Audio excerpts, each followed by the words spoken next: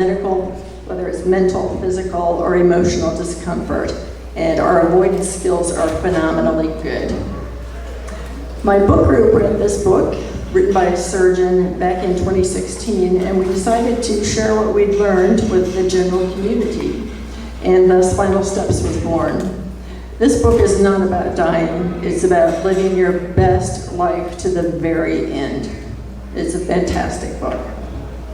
We spend months planning for things like a wedding or a cruise or our retirement, but we don't spend even 5 minutes planning for our declining years and the end of life. And the number one reason that we don't do that planning is just plain old-fashioned fear, with maybe a little superstition thrown in for good measure. I want you to have a look at the message on this slide and think about it for just a second. Every single person on this planet is going to die at some point, and yet we've come to define death as a medical failure. That's pretty insane. The good news is that there's a worldwide grassroots movement to return death to just being a part of the human experience, the arc of human life, and not to medicalize it beyond all recognition.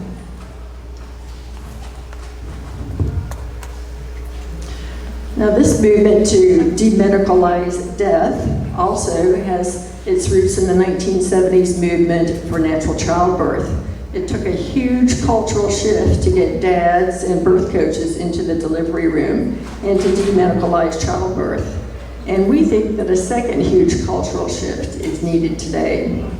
And please don't misunderstand me. I'm not opposed to high-tech medical care. It saved my life. It saved my father's life.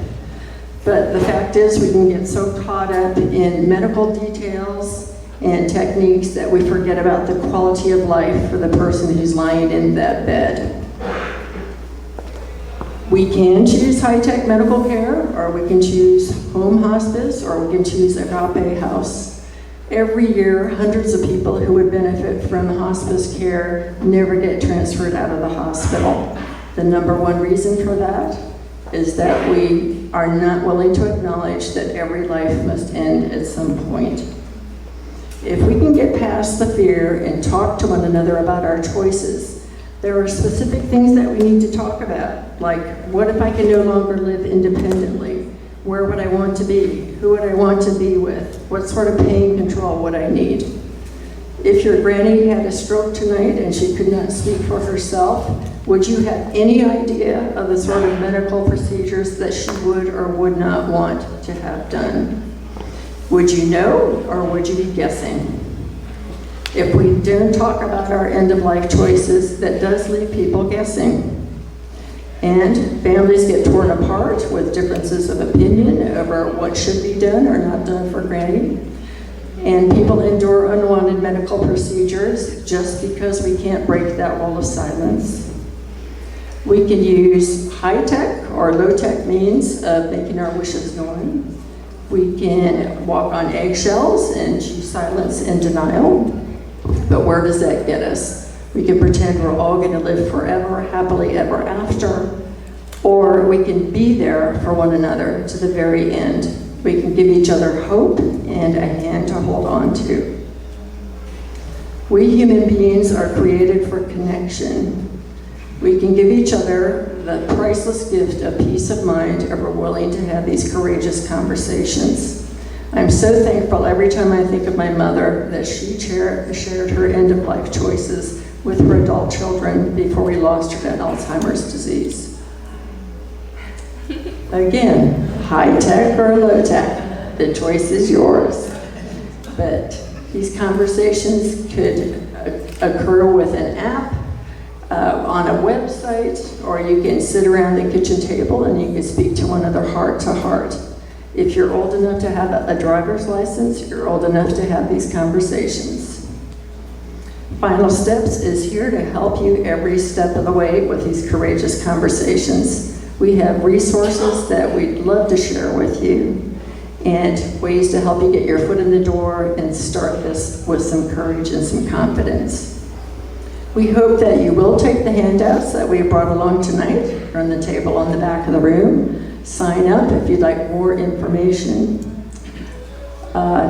You are going to find that if you engage, these are going to be some of the most meaningful conversations of your lifetime. So what are we going to choose? Is it going to be silence, regret, denial, or are we going to choose connection, clarity, and open-heartedness? Death comes to each of us. There are no escape routes. How we respond to that reality is up to each one of us. But the members of Final Steps do hope that you will choose and communicate and eventually document what your wishes are so that you can write the final chapters of your own life. Thank you.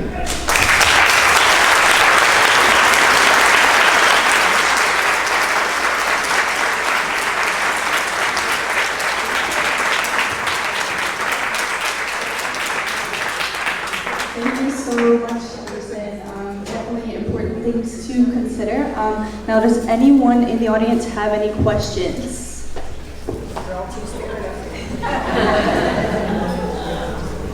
I guess I have a question. So, in documenting these final steps, is there something you need to do to make it legally binding? Yes, there definitely are. That's the subject of a different lecture, I would have to say. But there are various documents that we hope every adult will fill out long before they're necessary, including your last will and testament, of course, your advance directive, which is also called a living will, your durable power of attorney so that people can conduct your business affairs, i.e. pay your bills for you if you're unable to do that for yourself. A healthcare proxy is also very important. And we do have handouts that talk about these sorts of things. We can refer you to websites, we can refer you to worksheets. The resources are abundant from all over the world. It's phenomenal what's out there to help you. Question for you. What about a will that's done by video? Has anybody done a will by video? What a will done by video? Connect to your loved one, so they saw you when you was living. And you was able to speak and say, I'm leaving this for that It's person, I wish for this to happen. Yes, that's important. You can also do a completely handwritten will as long as it's done in the handwriting of the testee, or in other words, the person who's doing the document. And that doesn't even have to be witnessed. If you do a recorded will, the ideal thing to do is to hold up some proof of the date, like a newspaper headline, for example, and also state specifically who you are going to email that recording to. Okay. Anyone else? Do you want to come forward to grab the mic? Yes, it is. Yes, and there are also websites where you can, that are designed specifically for people to record their last will and testament. And we can direct you towards some of those websites as well. And in that case, you email somebody your password for access to that. Other questions? Jason, Rwanda's book is based within the American healthcare system, and some of it is the fight between the perverse incentives that the medical community have through insurance and so on. Are there any significant differences within Bermuda's healthcare system that are different from the way Rwanda deals with this? From my research, I would say there are more similarities than differences, unfortunately. It costs about 2/3 less to be cared for in hospice than to be cared for at the hospital with the same level of care. And of course, that's a disincentive for a hospital to refer you to a hospice. Sorry, but what I'm meaning is doctors who have an incentive to not care for you in the way you've requested, or right? I know of cases in the States where doctors have not necessarily obviously gone against the wishes, but perhaps prolonged life because that's their training, but also because that's where the financial incentives are, as opposed to letting someone go gracefully and talking to them about it. No, I would honestly say that I don't know a lot of situations like that. I know a few, but very few. Yeah. Hooray. Okay, thank you so much.